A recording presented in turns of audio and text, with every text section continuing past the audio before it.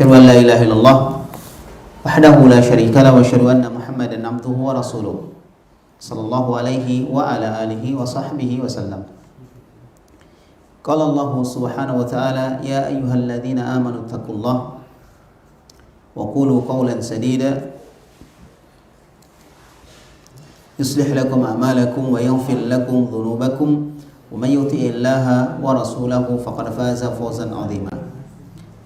Amma ba'd, fa inna asdaqal hadithi kitabullah wa khairal huda huda nabiyina Muhammadin sallallahu alaihi wasallam wa syarrul umuri muhdatsatuha wa kullu muhdatsatin bid'ah wa kullu bid'atin dhalalah wa kullu dhalalatin finnar. Alhamdulillah, di siang hari ini menjelang sore kita patut bersyukur kepada Allah Jalla wa Ala, di mana nikmat banyak sekali diberikan kepada kita sekalian di musim seperti kita masih bisa untuk melaksanakan kegiatan ta'lim, walaupun tentunya dengan tetap memperhatikan protokol kesehatan. Alhamdulillah ala kulli hal.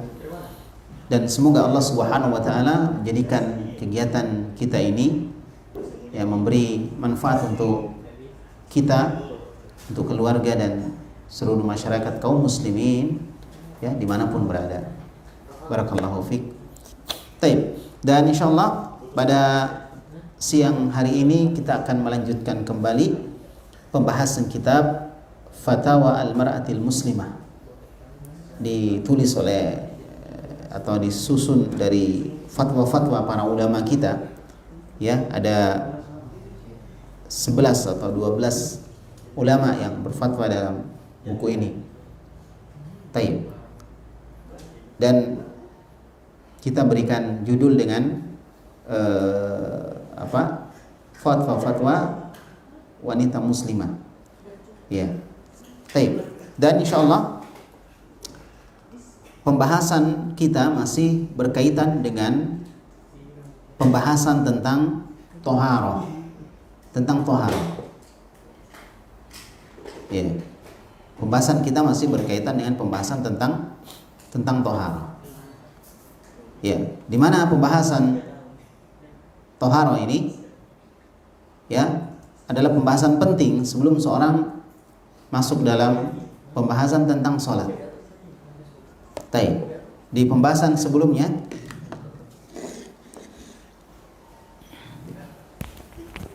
ya, di pembahasan sebelumnya kita sudah membahas tentang berwudu ya dan hal-hal yang berkaitan dengannya. Dan sekarang kita akan masuk dalam pembahasan tentang mandi. Dan ini juga sebagiannya sudah kita jelaskan di pembahasan sebelumnya. Ya. Sekarang kita masuk kepada sebuah pertanyaan yang diajukan kepada Syekh Muhammad bin Shalih Al-Utsaimin. Syekh Muhammad bin Shalih Al-Utsaimin. Taib.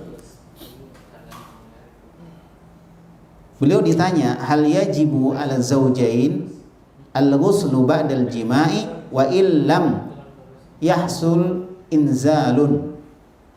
Apakah wajib bagi suami istri untuk mandi setelah mereka berhubungan badan walaupun tidak terjadi ya keluarnya air mani?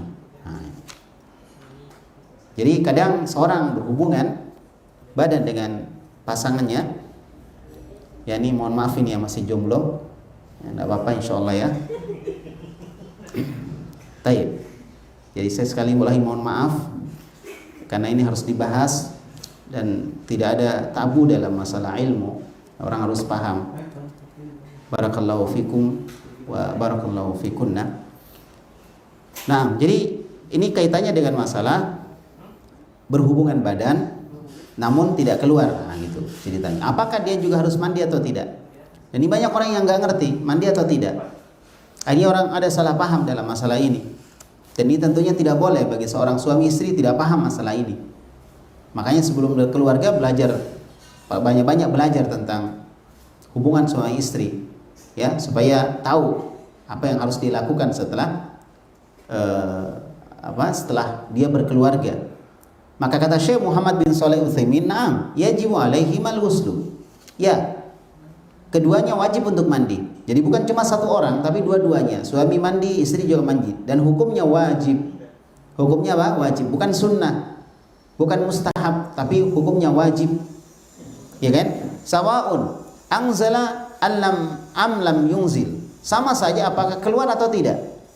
Jadi bukan masalah keluar atau tidaknya ya, tapi masalah dia berhubungan badan atau tidak. Nah itu. Kalau dia sudah berhubungan badan maka wajib mandi, keluar atau tidak. Dan ini beda dengan ihtilam. Kalau ihtilam, mimpi basah, seorang ya melihat apakah ada air atau tidak. Kalau ada air yang keluar, maka dia wajib mandi. Kalau tidak ada air yang keluar walaupun dalam mimpi dia berhubungan, maka dia tidak wajib mandi. Jadi dalam mimpi dia berjima, berhubungan badan dalam mimpinya. Ya kan? Tapi setelah dia bangun dia tidak melihat adanya air yang keluar dari kehormatannya. Maka apa yang harus dia lakukan? Ya dia boleh mandi boleh tidak, hukumnya tidak wajib. Nah ini beda dengan berhubungan badan secara langsung yang bukan mimpi. Berhubungan badan secara langsung, maka keluar air mani ataupun tidak wajib untuk mandi. Berdasarkan hadis Abu Hurairah radhiyallahu an yang diriwayatkan oleh Imam Bukhari dan Imam Muslim, Rasulullah sallallahu alaihi wasallam bersabda, ya, idza jalasa baina syu'abihal arba. Apabila seorang laki-laki telah berdiri ya di antara empat kakinya, empat cabangnya gitu, empat kaki. Maksudnya ya tahulah. Saya nggak usah jelaskan kalau beginian ya. Insyaallah paham semua. Jomblo tidak jomblo paham insyaallah yang begini. Jadi dia berdiri di atas empat kakinya atau empat cabangnya. Tsumma jahadaha, lalu dia bersungguh-sungguh untuk mempergauli istrinya, faqad wajibal ghuslu, maka wajib dia untuk mandi. Maksudnya sungguh-sungguh ini benar-benar terjadi. Bukan sekedar dia main-main atau sekedar merayu misalnya, menggoda, bukan. Tapi dia benar-benar terjadi hubungan badan tadi. Bukan sekedar memegang ya, tapi terjadi hubungan badan. Ini sungguh-sungguh namanya. Ya. Bukan prank ya. Nah, sekarang kadang seperti ini kadang dijadikan prank. Ini haram, enggak boleh ya. Masalah hubungan suami istri ya, dijadikan prank, dijadikan konten dalam YouTube ya. Ini hal yang tentunya haram, enggak boleh.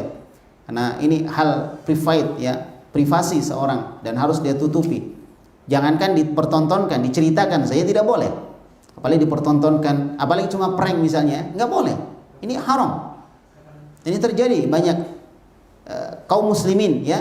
Kalau non muslim ya kita mungkin maklumi, mungkin di agama mereka tidak ada larangan seperti itu. Kalau dalam agama kita ada larangan. Ya, maka jangan sekedar untuk mendapatkan konten misalnya di YouTube ya. Kemudian kita melakukan hal yang dilarang oleh Allah dan oleh Nabi Muhammad SAW. Menceritakan saja kepada orang lain tidak boleh. Apalagi kalau misalnya dia melakukan hal tersebut ya dengan terang-terangan. Naudzubillah, ini perkara yang diharamkan di dalam agama. Menimbulkan fitnah dan kerusakan di tengah generasi muda. Ya, anak-anak muda, anak-anak kecil bahkan melihat hal tersebut walaupun tidak jadi. Dan ini kita lihat di sebagian orang dianggap itu bukan perkara yang tabu untuk diceritakan ataupun dinampakkan karena bukan yang sesungguhnya. Sekedar istilah mereka ngeprank saja. Nah, ini Masya Allah terjadi.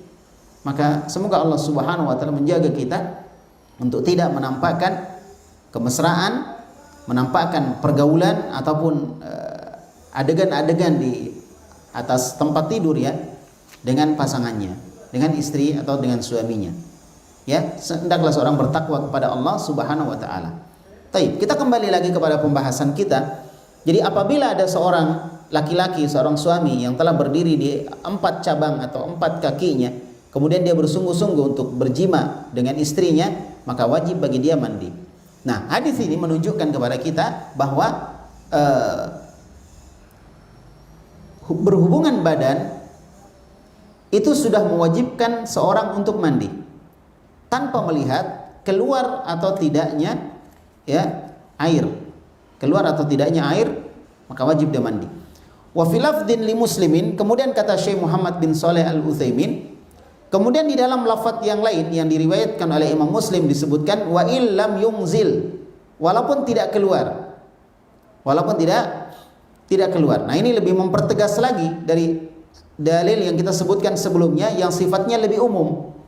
Kalau ini lebih mempertegas lagi wa illam yunzil, walaupun dia tidak keluar, walaupun tidak keluar. Wa hadza sharihun fi wujubil ghusli. Maka ini adalah dalil yang sharih. Sharih artinya jelas. Secara nas jelas nampak. Kalau kita baca langsung kita paham, oh maksudnya begini. Itu sharih namanya. Ya, tidak ada kemungkinan lain. Gitu. Itu namanya sharih. Tidak ada bentuk ijtihad di situ karena sudah jelas nampak, kita sudah bisa paham. Kata Syekh Muhammad bin Shalih Al-Utsaimin, hadza sharihun fi wujubil ghusli. Maka dalil ini jelas sekali menunjukkan tentang wajibnya mandi. Tentang wajibnya mandi. Hatta ma'a adamil inzali. Walaupun kejadian hubungan badan tadi tidak menghasilkan keluarnya air mani. Wa hadza yukhfa ala katsirin minan nas. Dan ini tersembunyi atas kebanyakan dari manusia. Jadi banyak orang yang tidak tahu. Dan kita mendengar ya, sebagian orang berpemahaman seperti ini karena dia tidak tahu bahwa nanti keluar baru mandi wajib. Kalau tidak berarti tidak. Naudzubillah, ini hal yang seharusnya seorang tidak boleh tidak tahu. Harus dia tahu. Fal wajib at-tanabbuh lidzalik. Maka wajib untuk warning, punya tanbih dalam masalah ini. Ya, seorang harus punya perhatian ke situ. Dia harus punya tanbih, perhatian dalam masalah ini. Makanya di sini penting orang-orang tua mengajari anak-anaknya yang mau menikah misalnya, diajari dengan hal yang seperti ini kalau dia belum paham. Ya, dan insya Allah dalam hal seperti ini nggak ada yang tabu. Memang harus diceritakan karena ini adalah pengalaman yang akan dialami oleh orang yang berkeluarga. Jadi jangan nanti dia sudah berkeluarga baru kita beritahu. Dan juga para akhwat sekalian yang mau berkeluarga atau memang ada rencana berkeluarga, hendaklah Anda jauh belajar tentang masalah-masalah seperti ini. Ya, masalah seperti ini. Apakah dalam majelis taklim atau di dalam buku-buku yang menjelaskan tentang itu, atau bertanya kepada ustadz ya, mungkin di majelis taklim atau di grup-grup WhatsApp ya, atau yang lainnya. Hendaklah seorang punya perhatian ke situ. Dan sangat berbahaya orang yang tidak paham masalah ini sehingga dia sholat walaupun dia sudah berwudu, maka wudunya tidak sah. Dia sudah berwudu tapi wudunya tidak sah. Kenapa wudunya tidak sah? Karena dia dalam kondisi berhadas besar. Junub itu hadas besar. Ya kan? Junub itu hadas besar. Nah, ketika dia dalam kondisi hadas besar, maka wudu itu tidak mampu menghilangkan hadas besar. Wudu cuma bisa menghilangkan hadas kecil. Adapun hadas besar, seorang harus mandi atau wajib mandi. Maka ketika dia berhadas besar, dia junub, lalu dia berwudu, maka wudunya tidak sah karena dia berhadas besar. Setelah itu dia sholat, wudunya tidak sah, kemudian dia sholat. Nabi SAW bersabda dalam hadis yang diriwayatkan oleh Imam Al-Bukhari dan Imam Muslim, kata Rasulullah, la yakbalullahu salata ahadikum idza ahdatsa hatta yatawadda. Tidaklah Allah menerima salat salah seorang di antara kalian apabila dia berhadas sampai dia berwudu. Ini menunjukkan apa? Wudu ya, itu wajib bagi orang yang berhadas. Nah, tapi kalau wudunya tidak sah, bagaimana mungkin salatnya diterima oleh Allah Subhanahu wa taala? Maka berilmulah, belajarlah tentang apa yang Anda ucapkan dan apa yang Anda amalkan. Sungguh-sungguh belajar. Ya, supaya kita tidak bodoh terhadap apa yang harusnya kita pahami. Ya kan? Innallaha yubghidu kulla alimin bi amri dunya wa jahilin bil amril akhirah. Rasulullah bersabda, sesungguhnya Allah membenci orang yang paham tentang masalah dunia tapi dia tidak paham tentang masalah akhirat. Nah, termasuk dalam masalah akhirat adalah masalah mandi junub. Kesimpulannya, pertanyaan ini berkaitan dengan masalah orang yang berhubungan lalu tidak keluar air maninya. Maka jawabannya adalah wajib dia tetap mandi. Wajib dia tetap mandi tanpa memperhatikan keluar atau tidaknya. Baik, kemudian selanjutnya, pertanyaan selanjutnya, hal yajibul ghuslu bil muda'abah awit takbil? Ya. Apakah mewajibkan seorang untuk mandi apabila dia muda'abah? Muda'abah itu semacam ya bermain-main dengan pasangannya, dengan istrinya. Ya. Apa ya? Ya ada merayu, bermain-main gitu. Awit takbil atau mencium. Apakah wajib mandi? Seorang mencium istrinya atau muda'abah dia bermain-main, bersendagurau dengan istrinya di atas tempat tidur, itu namanya muda'abah. Ya kan? Ya saling menyentuh lah. Nah, kemudian dijawab oleh Syekh Muhammad bin Shalih Utsaimin, kata beliau, la yajibu 'alal rajuli wala 'alal mar'ati ghuslun bi mujaradil istimta'i bil muda'abati awit takbili illa hasala inzalul mani fa innahu yajibu al-ghuslu 'alal jami', ya idza kana al-mani qad kharaja minal jami'. Nah, jawaban Syekh, kata beliau, tidak wajib atas seorang laki-laki dan seorang wanita, seorang suami dan seorang istri. Tidak wajib. Ya, untuk apa? Untuk mandi, tidak wajib bagi mereka untuk mandi junub, untuk mandi wajib dengan sekedar istimta, bersenang-senang saja, dengan sekedar bersentuhan saja, dengan sekedar bermain-main saja dengan pasangannya. Nah, ini penting dilakukan oleh suami istri ya, karena ini salah satu hal yang bisa meningkatkan keharmonisan di dalam rumah tangga. Salah satu hal yang bisa meningkatkan keharmonisan di dalam rumah tangga. Ya, oleh karena itu maka ya ini hal yang kelihatannya remeh, biasa-biasa, tapi insya Allah ini perkara yang penting sekali. Ya, ketika ada masalah dalam keluarga, maka suami istri melakukan hal yang seperti ini, mereka saling bermain, mereka saling bercanda, ya, dalam hal-hal yang diperbolehkan di dalam syariat, maka ini insya Allah akan meningkatkan keharmonisan di dalam rumah tangga, akan meningkatkan rasa cinta dan sayang di antara keduanya. Sebagaimana itu yang diharapkan bagi seorang yang menikah ya, bahwasanya tujuan dari pernikahan itu menciptakan sebuah keluarga mawaddah warahmah, keluarga yang saling mencintai dan saling menyayangi di antara keduanya. Maka semua itu akan didapatkan dengan usaha. Semua didapatkan dengan usaha. Ada sebab yang menimbulkannya. Maka salah satu sebabnya adalah apa? Adalah ini tadi. Ya, mereka merayu, saling bermain dengan pasangannya.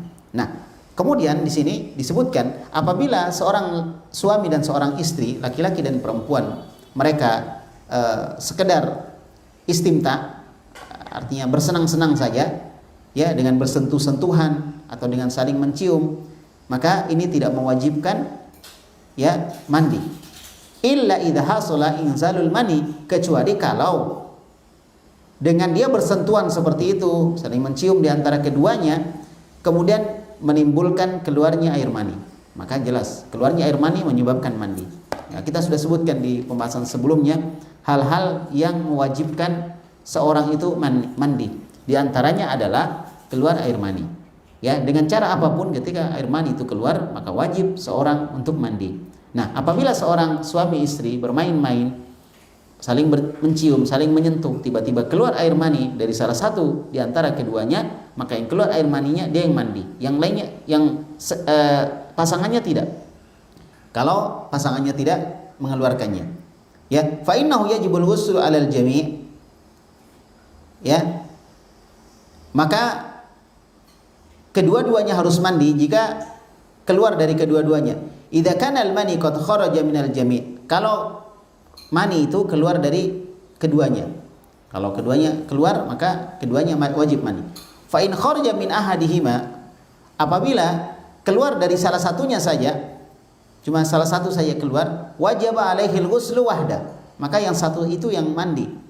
Jadi siapa yang keluar, maka dia yang mandi. Yang tidak keluar tidak mandi, karena dia bukan berhubungan badan, dia sekedar muda'abah, dia sekedar at-takbil, ya, sekedar berciuman. Maka ini tidak menyebabkan seorang harus mandi. Jelas ya, bahkan Nabi SAW kadang mencium istrinya ketika beliau hendak ke masjid. Nah, itulah ya bagaimana Nabi SAW mencontohkan keharmonisan yang sangat indah di dalam keluarga beliau. Dan kita sangat menginginkan memiliki keluarga seperti keluarga Nabi Muhammad SAW. Dengan beberapa istri beliau masih tetap bisa bahagia, ya, istrinya juga bisa berbagi, ya, dan masya Allah sangat indah sekali, ya kan? Kita kadang baru satu istri misalnya atau satu pasangan, ya, kita sulit untuk mendapatkan kebahagiaan. Nabi dengan kondisi istri yang banyak bisa mendapatkan kebahagiaan.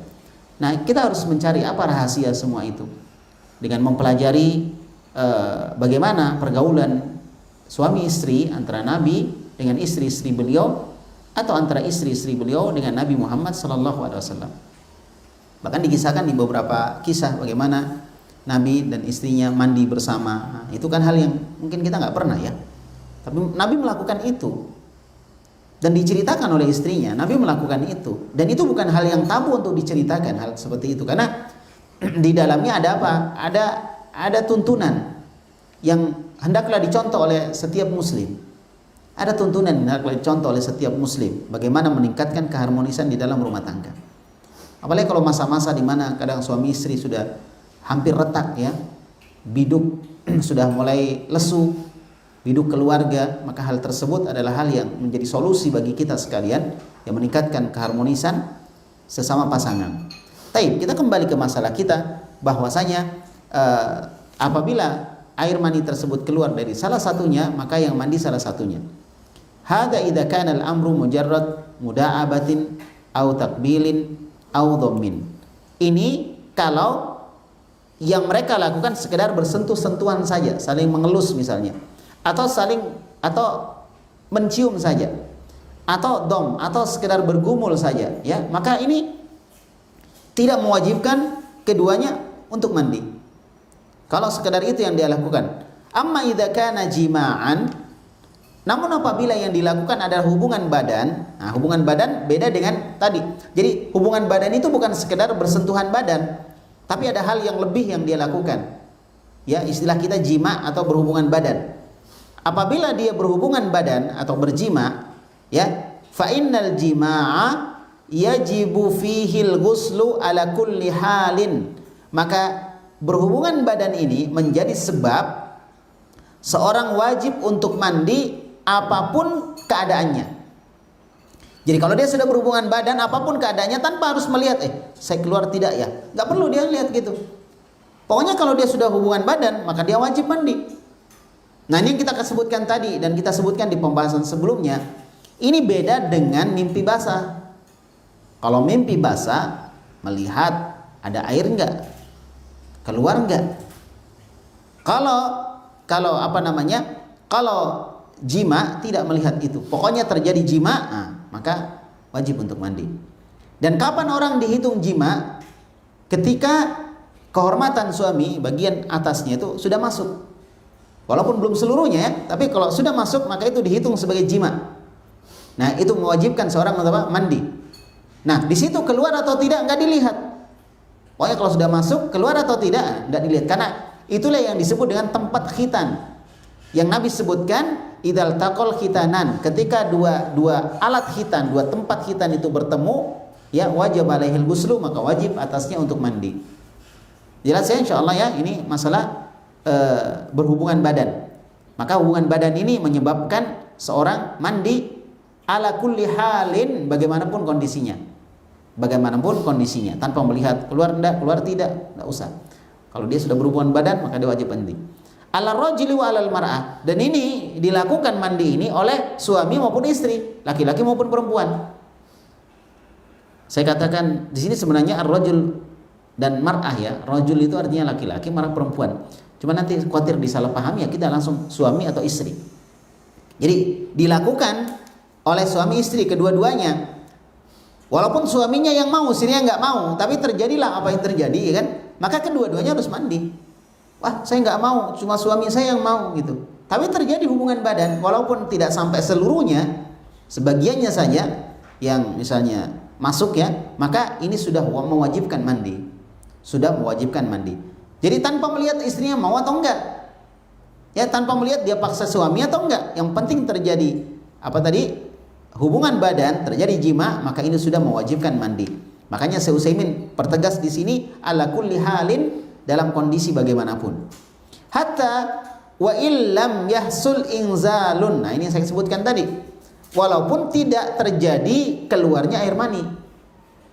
Walaupun tidak terjadi keluarnya air mani, tetap dia harus apa? Harus mandi. Baik. Kemudian kalau ditanya apa dalilnya? Nah, di sini Syekh Utsaimin menyebutkan dalilnya. Kata beliau, liqaulin Nabi sallallahu alaihi wasallam fima rawahu Abu Hurairah. Dan ini berdasarkan apa yang Nabi ucapkan atau sabdakan dari riwayat yang dikisahkan atau diceritakan oleh Abu Hurairah. Ya, Abu Hurairah. Jadi Abu Hurairah mendapatkan hadis ini dari Nabi Muhammad alaihi salatu wassalam. Kata Abu Hurairah bahwasanya Nabi SAW bersabda, sama dengan hadis yang kita sebut tadi, idza jalasa baina syu'abihal arba, apabila seorang berdiri di 4 kakinya, 4 cabangnya, tsumma jahadaha, lalu dia bersungguh-sungguh untuk berhubungan badan dengan istrinya, faqad wajabal ghuslu, maka wajib mandi. Jadi di sini enggak disebut keluar enggak keluar gitu. Intinya jima, intinya dia sungguh-sungguh terjadi. Ya, dan batasannya tadi, bagian atasnya masuk itu sudah dianggap sebagai jima, tanpa melihat apakah di seluruhnya atau enggak ya. Wa fi lafdhin lil muslimin, adapun dalam lafaz yang lain yang diriwayatkan oleh Imam Muslim, lafaz yang lain disebutkan wa illam yungzil, walaupun tidak keluar. Walaupun tidak keluar. Jadi keluarnya air mani bukan standar seorang mandi atau enggak. Karena ini masalah jima. Ya, masalah berhubungan badan. Jadi bukan standarnya oh keluar berarti mandi, enggak keluar berarti enggak mandi. Dan teman-teman sekalian, para akhwat ummahat sekalian, ini masih ada orang yang berpemahaman seperti itu. Dan saya pernah mendengar orang yang begitu pemahaman dia, kemudian kita jelaskan yang benar gimana. Jadi pemahaman dia nanti keluar baru mandi. Kalau enggak keluar enggak mandi. Itu menurut dia. Ya, kita jelaskan yang benar gimana. Gitu ya. Ini menunjukkan apa? Menunjukkan bahwa masih ada orang yang berpemahaman keliru dalam masalah ini. Seharusnya tidak. Kalau orang mau belajar harusnya tidak. Dan orang jangan malu-malu untuk bertanya. Jadilah seperti wanita-wanita Ansor, di mana mereka tidak malu bertanya, tidak menyebabkan malu mereka, menyebabkan mereka tidak bertanya. Ya kan? Mereka nggak malu dari ilmu, sebagaimana Allah tidak malu dari kebenaran. Ya, jangan malu, itu malu yang salah gitu. Kalau ada misalnya hal yang berkaitan dengan suami istri yang Anda tidak tahu dan Anda butuh mengetahui jawabannya, maka Anda datang ke majelis ilmu atau bertanya kepada seorang ustadz yang untuk menjelaskan hal tersebut. Tidak usah malu-malu. Yang penting masih dalam tataran privasi, tidak diceritakan kepada orang lain. Atau mungkin kalau dia bertanya secara langsung diceritakan, maka dia pakai kertas dan tidak perlu ditulis namanya, si fulan dan si fulanah. Wah, ini tentara namanya. Gak usah. Dia sampaikan, tanyakan. Jadi orang nggak membayangkan siapa ini. Maka insya Allah itu hal yang tidak mengapa ya. Dan jangan malu dalam masalah itu. Wa hadhil mas'alatu, kata Syekh Utsaimin, dan masalah ini qad tukhfi ala katsirin minan nisa. Masalah seperti ini tersembunyi bagi sebagian para wanita. Ini masalah penting loh ya, tapi para wanita kadang tersembunyi masalah ini. Mereka enggak paham tentang masalah itu. Ya. Baik. Maka barakallahu fikunna, akhwat sekalian, bersungguh-sungguhlah belajar tentang agama kalian. Semoga Allah memberikan taufik kepada kalian semua, diberikan semangat untuk mempelajari agama. Hatta dalam masalah-masalah seperti ini. Jangan kita terlalu jauh membahas tentang agama sampai kita bahas tentang negara harusnya bagaimana, pemerintah harusnya bagaimana. Ya kan? Rakyat boleh memberontak atau tidak kepada pemerintah ini. Yang kecil-kecil lah dulu. Yang masalah-masalah seperti ini dulu. Masalah-masalah kecil bukan berarti kita remehkan ajaran agama sebagian, kita besarkan sebagian, tapi kecil yang kita maksudkan adalah yang berhubungan dengan diri kita dulu. Setelah itu merangkak kepada yang berhubungan dengan orang lain. Maka dalam ayat Al-Quran Allah berfirman, ya ayyuhalladzina amanu qu anfusakum wa ahlikum nara. Wahai orang-orang yang beriman, jagalah diri kalian dan keluarga kalian dari api neraka. Jadi Allah Subhanahu wa taala sebutkan, jagalah diri kalian dan keluarga kalian dari api neraka. Diri kalian dulu, baru keluarga kalian, baru orang lain. Ya, taib. Barakallahu fikunna. Oleh karena itu, hendaklah seorang perhatikan hal-hal yang seperti ini. Kelihatannya biasa-biasa, tapi akan membawa kebahagiaan bagi kita di dunia maupun di akhirat. Nah, jadi masalah ini banyak wanita yang tidak paham. Ya, tadhunnul mar'atu bal warubbama yadhunnur rajulu annal jima'a idza lam yakun ma'ahu inzalun fala ghusla fihi. Nah, jadi para wanita itu menyangka, dan bahkan kadang-kadang laki-laki juga berprasangka begitu pemahaman dia. Pemahaman perempuan seperti itu, laki-lakinya juga kadang seperti itu. Apa itu? Annal jima' idza lam yakun ma'ahu inzalun fala ghusla fihi. Bahwa berhubungan badan itu kalau tidak keluar air mani, maka tidak ada mandi menurut mereka. Dan ini keliru, harus diluruskan. Keliru. Jadi yang benarnya apa? Yang benarnya dia mandi keluar ataupun tidak. Itu yang benar. Semoga paham semua ya. Jangan sampai yang mungkin belum pernah berhubungan ya, karena masih jomblo misalnya, dia nggak tahu, oh ternyata begitu. Ya alhamdulillah, Anda pada hari ini jadi tahu. Dan ini penting sekali, penting. Karena tidak, Masya Allah, bayangkan berapa yang jadi korban dari ketidaktahuan kita ini. Ya kan? Sholat kita korban, wudhu kita korban. Karena batal wudhu kita ketika kita berhadas besar. Karena kemampuan wudhu untuk menghilangkan hadas kecil, bukan hadas besar. Ya? Taib. Jadi seperti itu. Nah, wahada jahlun azimun, dan ini adalah kebodohan yang sangat parah sekali. Sampai masalah begini tidak paham. Tapi kalau bicara politik, Masya Allah, luar biasa. Kalah Syekhul Islam Ibnu Taimiyah kalau dia bicara politik.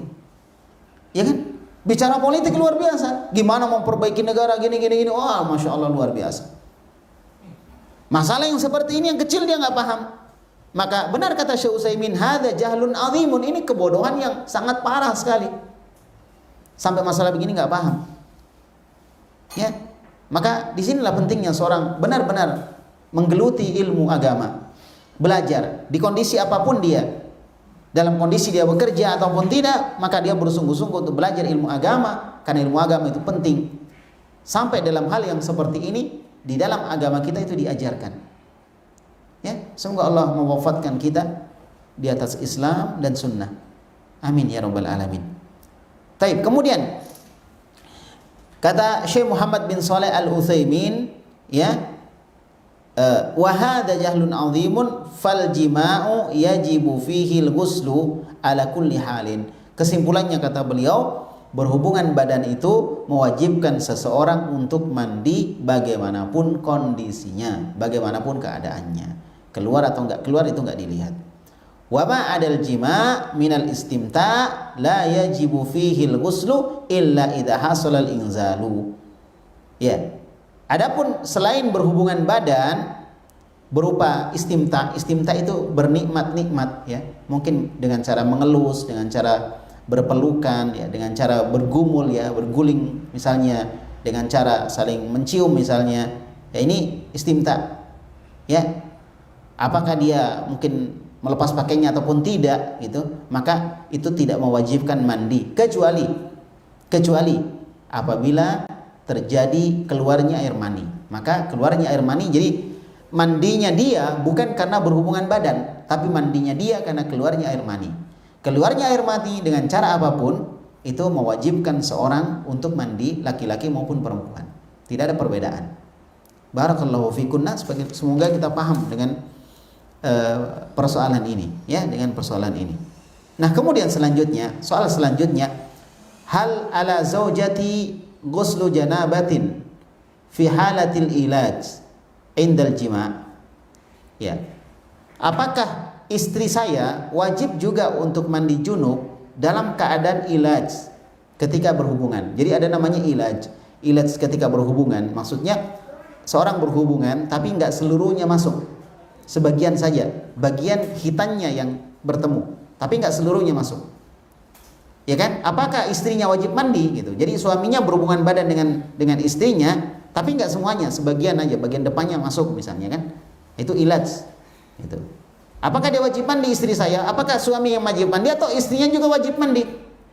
Nah, lakin duna inzalin fir rahmi, tapi dia tidak keluar. Ya, dia tidak keluar dalam rahimnya, enggak ada yang keluar. Wa hal 'alaiha ghuslu janabatin fi halati wad'iha, ya, laulab dakhil ar-rahmi, gitu. Apakah dia wajib untuk mandi junub dalam kondisi suaminya meletakkan itu di tempat bagian depan dari rahimnya, artinya belum masuk betul.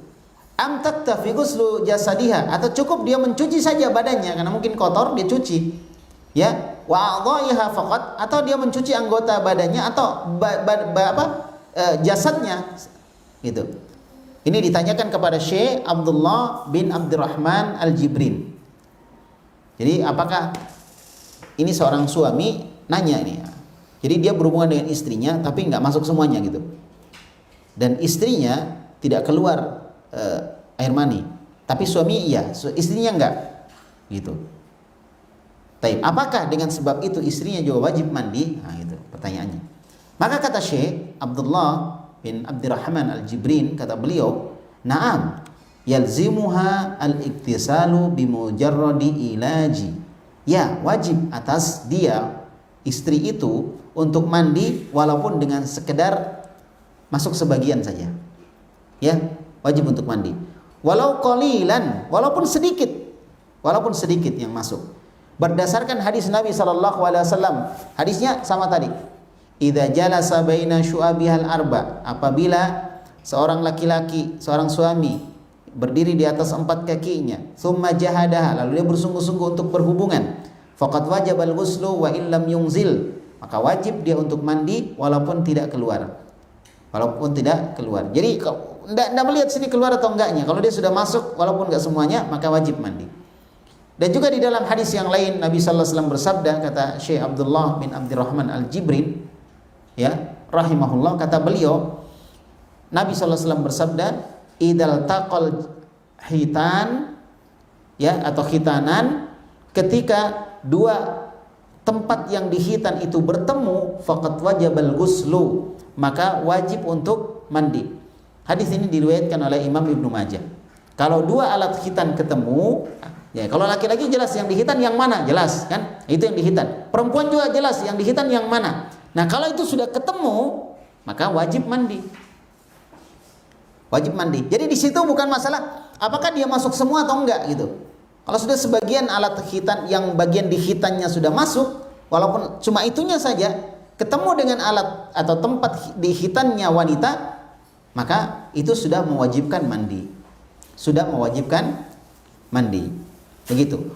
Wa kadza 'alaihal ghuslu law kana biha laulab dakhilar rahmi li husulil ilaj wal inzal ghaliban. Nah, demikian pula diwajibkan atas istrinya juga mandi.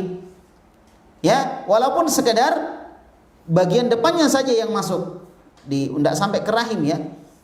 Ya. Taib. Karena telah terjadi namanya ilaj, telah terjadi pertemuan dua alat khitan tadi atau dua tempat khitan tadi. Nah, dan kebanyakannya terjadi inzal, yaitu keluar. Kebanyakannya terjadi seperti itu. Wa inna ma yakfi al-wudu idza kana hunaka mujarradu lamsi bidunil ilaj. Akan tetapi kalau sekedar menyentuh saja, bersentuhan gitu, ya, dan tidak terjadi masuknya bagian yang dihitan dari laki-laki ke dalam bagian dihitan perempuan, walaupun nggak sampai ke rahim, maka itu nggak terjadi seperti itu, maka cukup dia untuk berwudu saja, nggak wajib mandi, cukup untuk berwudu. Jelas ya, insyaallah. Nah, ini masalah kaitannya dengan masalah masalah apa tadi, ilaj, ya, masalah masuk tapi nggak seluruhnya, gitu. Ya, ngertilah insyaallah ya. Dijelaskan lagi nanti terlalu vulgar ya. Jadi kita jelaskan seperti itu aja. Dan mudah-mudahan ini paham semua ya, paham. Jadi intinya kalau alat hitannya masuk yang dihitan maksudnya bukan seluruhnya, bagian depannya aja yang dihitan. Nah, itu maksudnya. Itu aja. Kalau itu sudah ketemu sama tempat yang dihitan wanita, maka wajib mandi. Tanpa membahas tentang seluruhnya atau tidak, dan tanpa membahas tentang keluar atau tidak. Wallahu alam bishawab. Kemudian selanjutnya, pertanyaan selanjutnya, madza anir rajul yajlisu baina syu'abi imraatihi al-arba, ya, wa yamassu al-khitanul khitana min ghairi mujawazatin thumma yanzil kharijal farji fahal alaihal ghuslu. Nah gitu. Bagaimana tentang seorang laki-laki yang berdiri di atas 4 kakinya, 4 cabangnya, dia sudah mau berhubungan dengan istrinya, ya, kemudian tempat khitannya laki-laki tadi menyentuh tempat khitannya perempuan, ya, min ghairi mujawazatin, tapi tidak lebih. Sebagian, nah ini pertanyaan ditanyakan kepada Syekh Muhammad Shalih Utsaimin. Tadi pertanyaan ditanyakan kepada Syekh Abdullah bin Abdurrahman Al-Jibrin. Jadi ini lain, mungkin kasusnya agak mirip ya, cuma ini memperjelas saja. Jadi alat tempat yang dihitan laki-laki bagian depannya namanya hasyafah, bagian depan itu menyentuh tempat yang perempuan dihitan di situ, ketemu tanpa melebihi itu. Jadi nggak lebih lah, nggak masuk semua gitu, nggak lebih, ya. Kemudian keluar air maninya, cuma keluarnya di luar farji.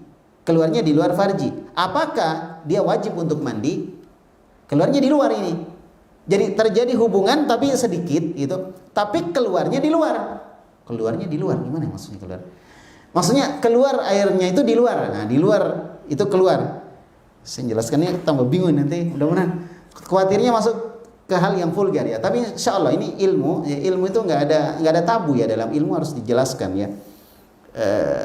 Ya mudah-mudahan teman-teman semua bisa paham ini ya. Taib, bagi yang belum menikah ya, mudah-mudahan cepat nikah. Ini memberi semangat untuk cepat menikah. Yang belum menikah, yang sudah menikah ya alhamdulillah sih, berarti sisa praktek aja ya. Yang belum menikah ya cepat-cepat lah insya Allah. Taib. Dan ini harus Anda pelajari. Jangan kata, oh saya belum menikah, saya nggak mau belajar ini. Enggak, Anda harus belajar. Karena ini penting gitu. Ya, barakallahu fikum. Nah, sekarang lihat. Apa jawaban Syekh Muhammad bin Shalih Utsaimin tentang hal tersebut? Jadi ceritanya ini berhubungan, ketemu bagian depannya saja, kemudian keluar air maninya, tapi di luar farji. Keluar di luar gitu. Maka jawaban Syekh Utsaimin, kata beliau, ar-rajulu alaihil ghuslu. Laki-laki itu wajib untuk mandi, li'annahu angzal, karena dia telah keluar. Wa amal mar'ah falaisa 'alaihal ghuslu, adapun wanita itu tidak wajib untuk mandi, li'annahu min syuruti wujubil ghusli al-ilaj. Ya, karena salah satu syarat wajibnya mandi adalah ilaj, bertemunya dua khitan. Ya, di sini mungkin sekedar disentuh saja. Ya, jadi ceritanya apa yang harus dilakukan seorang laki-laki yang mau berhubungan dengan istrinya, kemudian alat khitannya bersentuhan dengan alat khitan, tapi tidak lebih.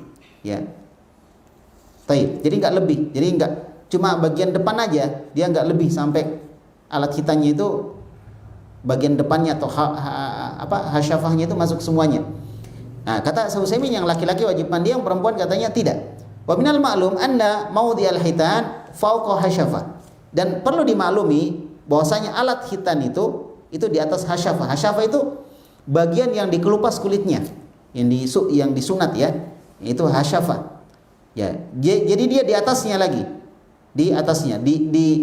Jadi ini ketemunya cuma bagian depannya saja. Kata Syekh Utsaimin, yang laki-lakinya wajib mandi karena dia keluarnya pun di luar. Kemudian wanitanya enggak. Nah, nanti dianggap mandi kalau seluruh bagian yang disunat itu masuk semuanya. Bagian yang disunat, bukan seluruhnya, bukan seluruh kehormatan laki-laki ya, tapi bagian yang disunat saja. Ini tambah mendetail ini jadinya. Ya pokoknya gitulah ya. Taib, saya khawatir ini jelaskan terlalu mendalam ini ya. Taib. Jadi seperti itu ya. Jadi bagian dalamnya, bagian yang disunat ketemu bagian depannya saja, maka laki-laki mandi, perempuannya enggak. Tapi kalau sudah masuk semuanya, jadi masih ujungnya lah ya. Kalau masuk semuanya, bagian yang disunat tadi masuk, ya, maka disinilah disebut dengan ilaj, dan kedua-duanya wajib mandi. Kalau begitu kondisinya, walaupun tidak masuk semuanya, tapi bagian yang disunat masuk semua, bagian disunatnya saja. Taib. Wa minal ma'lum anna maudhi al-hitan fawqal hasyafa. Perkara yang dimaklumi bahwa tempat khitan itu adalah di atasnya hasyafa, di atasnya tempat, ya istilahnya di mana yang dipotong lah. Tahu sendiri lah, gimana dipotong. Nah, di situ tempat khitan namanya. Ya, di mana yang dipotong. Taib. Ya, mimma yali qusbatadz dzakar, ya. Jadi bagian setelah daripada kulit zakar. Nah, gitu. Fa idza kana kadzalik fala yamassu maudhi al-hitan al-mar'a illa ba'da an talijal hasyafa. Nah, apabila kondisinya seperti itu, ya, fala yamassu maudhi al-hitan, maka dia tidak menyentuh tempat khitan seorang wanita kecuali kalau dia masuk semuanya bagian depannya tadi. Masalahnya depan semua sih ya. Bukan bagian ujungnya, tapi bagian depannya yang tempat hitannya itu, yang dimana batas hitan itu masuk semuanya, disitulah terjadi ilaj. Nah, disitulah wajib mandi. Semuanya wajib mandi. Tapi kalau cuma bagian depannya saja yang masuk, bukan seluruh dari tempat hitannya masuk, tidak sampai kulit yang dipotong ketika sunat, tapi bagian depan saja, maka kata Syekh Utsaimin, dan itu tidak menyentuh alat hitan wanita, maka itu enggak dikatakan apa? Masuk. Karena nanti masuk dan bersentuhan antara dua tempat khitan ketika itu masuk semua bagian depan yang disunat tadi. Insyaallah ya, paham. Wadzalika kemudian walidzalik ishtaratna fi wujubil ghusli minal jima' ay yaghibal hasyafa. Oleh karena itu kami mempersyaratkan, ini berdasarkan dalil tentunya, kata Syekh Utsaimin, kami mempersyaratkan wajibnya mandi itu ya disebabkan oleh jima ketika bagian hasyafa itu bagian depan itu yang disunat, ya. Insyaallah paham semua. Bagian yang disunat itu hasyafa, bagian depannya itu semuanya masuk, enggak kelihatan masuk. Nah, itu baru wajib mandi. Allah cuma menyentuh enggak. Tapi kalau dia masuk, bagian yang disunatnya masuk enggak kelihatan, dia enggak lihat lagi, sudah masuk, maka disitulah wajib dia untuk apa? Untuk mandi. Semuanya, laki-laki maupun perempuan, istri maupun suami. Waqad warada fi ba'dil alfadhi hadithi Abdullah ibni Amr ibn al-As, dan sungguh telah datang sebagian lafaz dari hadisnya Abdullah bin Amr bin As, di mana Nabi sallallahu alaihi wasallam mengatakan idzal taqa al-khitanan, ketika bertemu dua tempat khitan, ya, dua sesuatu yang dihitan, watawarat al-hasyafa, dan hasyafa bagian depan laki-laki yang dihitan tadi sudah enggak kelihatan lagi, sudah tersembunyi enggak kelihatan lagi, faqat wajibal ghuslu, maka wajib untuk mandi. Maka wajib untuk mandi. Taib, ya, mungkin ini hadis diriwayatkan oleh Imam Ibnu Majah, dan mungkin ini penutup kita ya. Sudah jam berapa? Jam 3, dan mohon maaf tadi ada salah teknis, ada kabel yang putus ya, sehingga tadi diperbaiki dulu sehingga kita mulainya juga terlambat. Namun mungkin kita tutup dulu sampai di sini ya. Pembahasannya juga agak sedikit ya, perlu konsentrasi ya.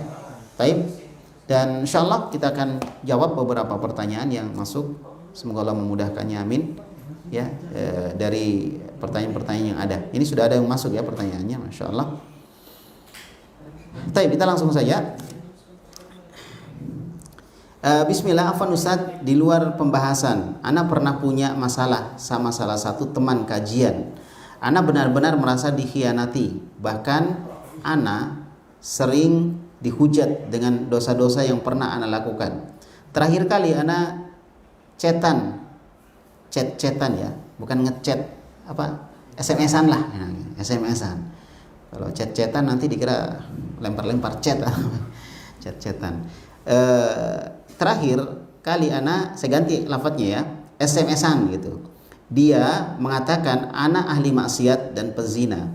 Lalu dia memblokir ana di semua sosmed, sehingga membuat ana menjadi dendam karena sakit hati. Sampai sekarang berjalan 1 tahun lamanya. Ana berusaha tenang dan sabar, tapi ana sangat susah untuk memaafkan. Apakah ini termasuk perbuatan zalim terhadap ana? Dan bagaimana jika ada orang yang dendam terhadap kita sehingga hingga berdosa atas kezaliman yang ia lakukan. Ya ini nggak boleh orang menuduh seorang berzina atau menuduh tukang zina, nggak boleh. Ya ini hal yang dilarang di dalam agama. Dia harus mendatangkan saksi. Ya dan saksi itu 4 orang saksi, dan saksi itu harus betul-betul melihat, bukan cuma ada bunyi kresek-kresek mau berzina gitu. Enggak, dia harus melihat betul. Ya kalau dia nggak lihat nggak boleh, dia bilang bahaya. Ya kalau tidak nanti dicambuk dia 80 kali cambukan kalau dalam hukum Islam. Barakallahu fikum, jangan lakukan seperti itu. Ya, apalagi orang yang sudah bertobat kepada Allah, karena boleh jadi orang bertobat itu lebih baik daripada kita yang tidak bertobat. Misalnya kita dari kecil nggak melakukan maksiat, ya sebenarnya ada maksiat kita, cuma maksiat-maksiat yang besar-besar seperti itu kita nggak lakukan, dan kita nggak pernah bertobat. Dan ada orang yang melakukan dosa besar, lalu dia bertobat kepada Allah Subhanahu Wa Taala, maka dia orang terbaik. Kullu bani Adam khata' wa khairul khata'in at-tawwabun. Semua anak manusia itu pernah melakukan kesalahan dan sering melakukan kesalahan. Dan sebaik-baik orang yang melakukan kesalahan adalah orang yang bertobat kepada Allah Subhanahu Wa Taala. Maka nggak usah digubris yang seperti itu. Kalau perlu ditinggalkan aja teman-teman yang seperti ini, membahayakan bagi masyarakat. Ya, terlalu gampang untuk apa? Untuk menuduh seorang melakukan zina dan lain sebagainya. Ya. Adapun kalau misalnya benar-benar dia melakukan zina, maka tidak boleh dia membongkar aib dari saudaranya. Tidak boleh dia membongkar aib saudaranya. Al-muslim lil muslim haram dima'uhu wa irduhu wa malu. Muslim yang satu dengan muslim yang lainnya itu haram untuk dirusak kehormatannya, untuk diambil hartanya, ya, dan untuk ditumpahkan darahnya. Jadi nggak boleh merusak kehormatan orang lain sesama muslim. Barakallahu fikum, ya, wa barakallahu fikunna. Semoga Allah Subhanahu Wa Taala menjaga kita dari perbuatan seperti itu. Dan ini masuk dalam kezaliman. Masuk dalam kezaliman. Nah, orang yang didolimi oleh orang lain, boleh dia membalas kezaliman itu dengan kezaliman yang sama. Ya, wa jazaa'u sayyi'atin sayyi'atum mithlu. Dan balasan orang yang melakukan kejahatan, kejelekan adalah kejelekan yang semisal dengannya. Ya, boleh-boleh aja, tapi memberi maaf, mendoakan itu lebih bagus insyaallah. Wallahu a'lam bishawab. Semoga Allah memberikan kesabaran kepada Anda, ya, dan Anda mendapatkan teman-teman yang lebih baik lagi, yang mengerti kondisi Anda. Dan semoga kalau Anda pun pernah melakukan hal yang salah lalu Anda bertobat kepada Allah, semoga Allah menerima taubat itu insyaallah. Barakallahu fikum. Kemudian bismillah. Assalamualaikum warahmatullahi wabarakatuh. Waalaikumsalam warahmatullahi wabarakatuh. Afwan Ustaz, apakah doa masuk dan keluar masjid boleh digunakan ketika masuk dan keluar dari ruangan majelis ilmu? Ya, itu doa untuk keluar masuk masjid. Kalau dia sekedar mau berdoa seperti itu, tidak dia khususkan waktunya, nggak ada masalah. Dia mau doa apa saja, kan doa itu ada doa ibadah dan ada doa masalah. Ya, doa masalah doa apa aja? Kan kita lihat, oh ini artinya bagus, saya baca deh gitu. Nggak apa-apa. Tapi sebaiknya dihindari karena dikhawatirkan menjadi kebiasaan sehingga setiap kita keluar majelis kita membaca doa seperti itu. Ya, doa penutup majelis sudah ada, sudah cukup. Ya kan? Kafaratul majelis. Gimana doanya? Gimana doanya? Subhanakallahumma bihamdik asyhadu an la ilaha illa anta astaghfiruka wa atubu ilaik. Itu sudah cukup. Dan itu sudah menutup majelis. Setelah itu Anda pergi. Ya, setelah itu Anda pergi. Adapun ketika kita melihat di doa masuk masjid, doa keluar masjid ada makna yang bagus, kita mau baca dengan itu, hukum asalnya boleh-boleh saja namanya orang berdoa. Ya kan? Tapi bukan bentuk pengkhususan di situ. Tidak boleh bentuk pengkhususan karena itu dikhususkan untuk apa? Untuk doa masuk dan keluar masjid. Wallahu a'lam bishawab. Nah, kemudian selanjutnya bismillah, assalamualaikum warahmatullahi wabarakatuh. Waalaikumsalam warahmatullahi wabarakatuh. Afwan Ustaz, ana mau bertanya, biasanya ana merasakan seperti buang angin tiap keluar tapi keluar pada kemaluan. Apakah itu membatalkan wudu? Ada khilaf di kalangan para ulama, yang benarnya dia tidak membatalkan wudu. Itu pendapat yang paling kuat di kalangan para ulama. Taib, Anda bisa baca di beberapa artikel, bisa cari di internet ya, taib, tentang masalah tersebut.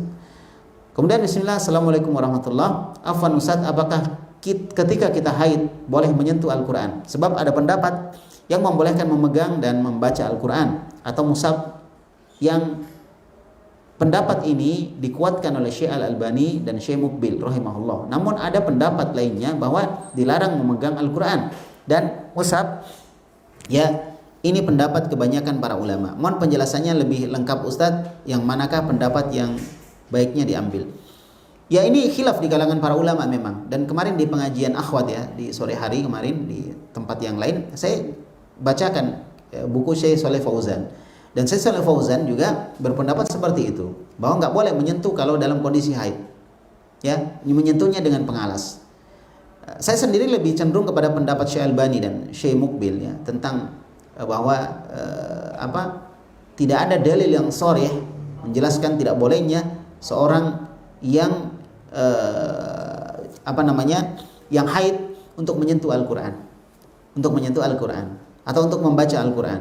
Oleh karena itu ketika Aisyah radhiyallahu anha haji bersama Rasulullah, kemudian beliau haid, maka Nabi SAW menghibur Aisyah dengan mengatakan, ya, if'ali ma yaf'alul hajj illa an tatufi bil bait. Lakukanlah semua yang dilakukan oleh jemaah haji, kecuali yang kamu tidak boleh adalah tawaf, gitu kata Rasulullah. Berarti semua yang dilakukan oleh jemaah haji boleh. Nah, termasuk yang dilakukan jemaah haji boleh jadi adalah membaca Al-Qur'an, ya kan? Masuk masjid dan lain sebagainya. Nah, ini dalil yang sangat kuat menunjukkan bahwa boleh menyentuh Al-Qur'an bagi wanita yang haid. Nah, kemudian dalil orang yang mengatakan tidak boleh menyentuh Al-Qur'an adalah firman Allah Subhanahu wa taala dalam surah Al-Waqiah ya, la yamassuhu illal mutahharun. Tidak boleh menyentuh Al-Qur'an ini kecuali yang disucikan. Namun kalau kita lihat di dalam buku-buku tafsir, yang dimaksud dengan orang yang disucikan adalah apa? Adalah para malaikat, dan dimaksud dengan Al-Qur'an adalah Al-Qur'an yang ada di Lauhul Mahfuz. Nah, kesimpulannya memang ada beda pendapat di kalangan para ulama. Saya sendiri lebih cenderung kepada pendapat yang mengatakan bolehnya wanita yang haid menyentuh Al-Qur'an dan membaca Al-Qur'an.